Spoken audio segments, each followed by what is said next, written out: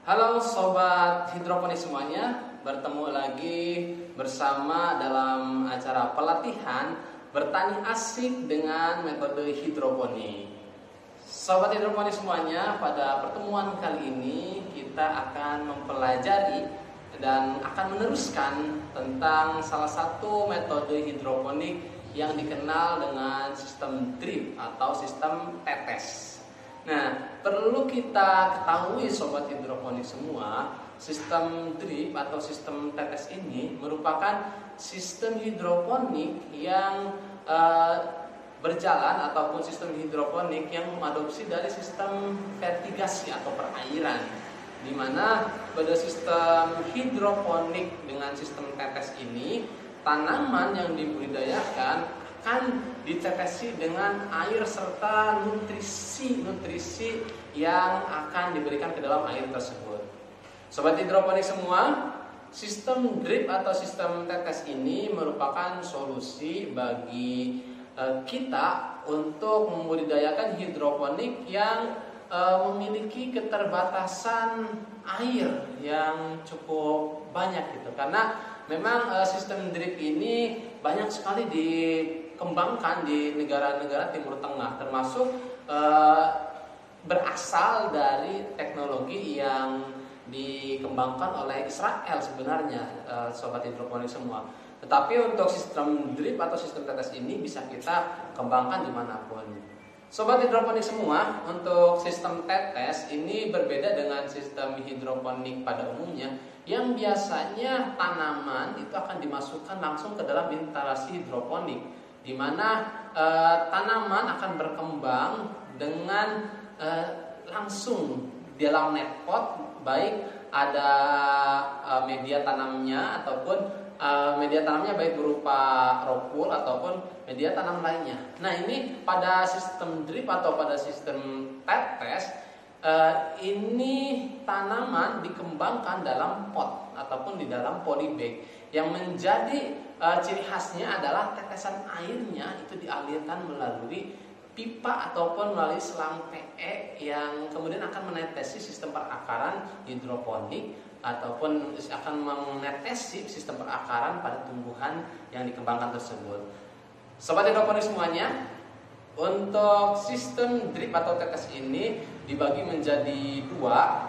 Yang pertama ada rotating drip system ataupun sistem tetes berputar, di mana air yang diteteskan ke dalam sistem perakaran tumbuhan yang dikembangkan kemudian akan terus-terusan diteteskan dan akan ditampung di bawahnya. Nah, ketika ditampung di bawahnya, itu akan kembali dialirkan kepada hidroponik secara berulang, kepada tanaman hidroponik tersebut secara berulang. Itu disebut dengan sistem tetes putar ataupun rotating drip system.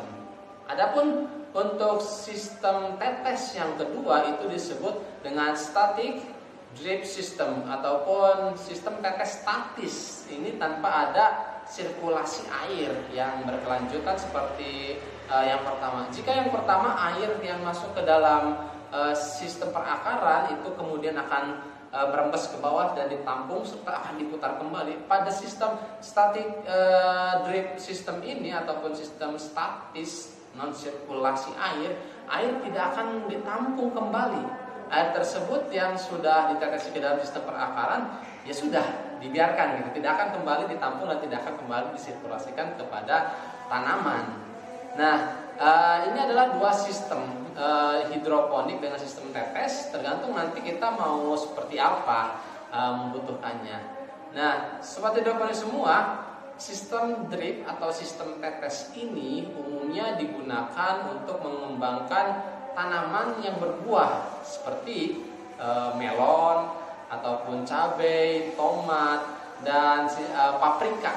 Nah, biasanya para petani hidroponik untuk mengembangkan tanaman buah menggunakannya adalah sistem drip atau sistem tetes.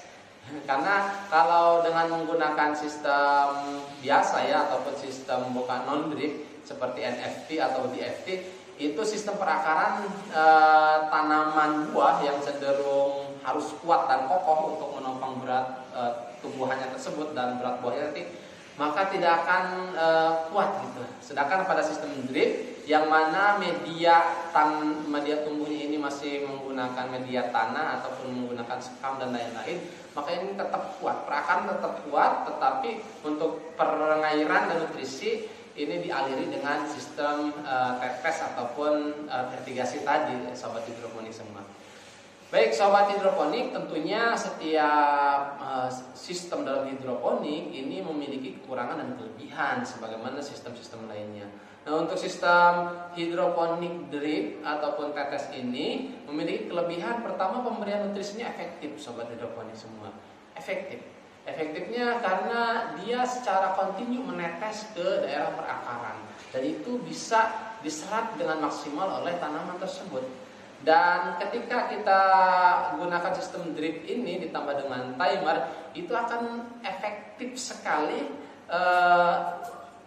pengelolaannya, baik pengelolaan waktu ataupun pengelolaan manajemen kita. Seperti itu sobat hidroponik semua. Kemudian pada sistem drip ini juga memiliki kelebihan bebas penyakit.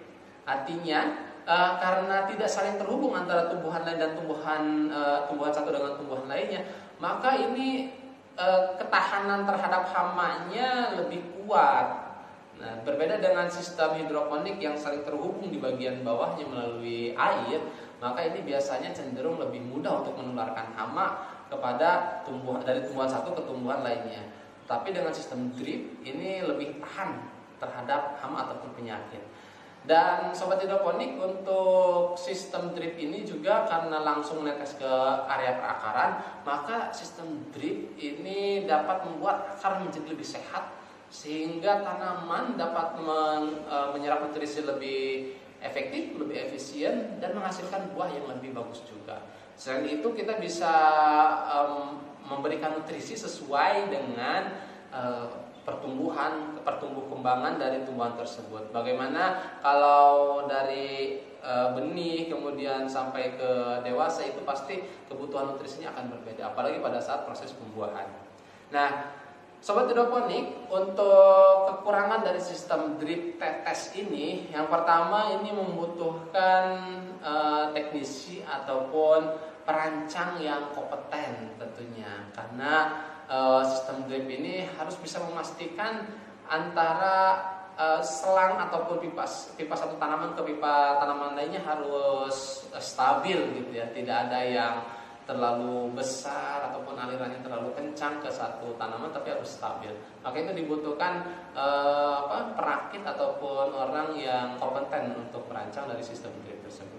Kemudian dari segi biaya juga memang relatif lebih mahal ya dibandingkan sistem rakit ataupun sistem apung rakit ataupun sistem sumbu ataupun beberapa sistem lainnya, karena memang di sini dibutuhkan selang, dibutuhkan pompa, juga dibutuhkan timer, serta ditambah dengan kebutuhan listrik lainnya.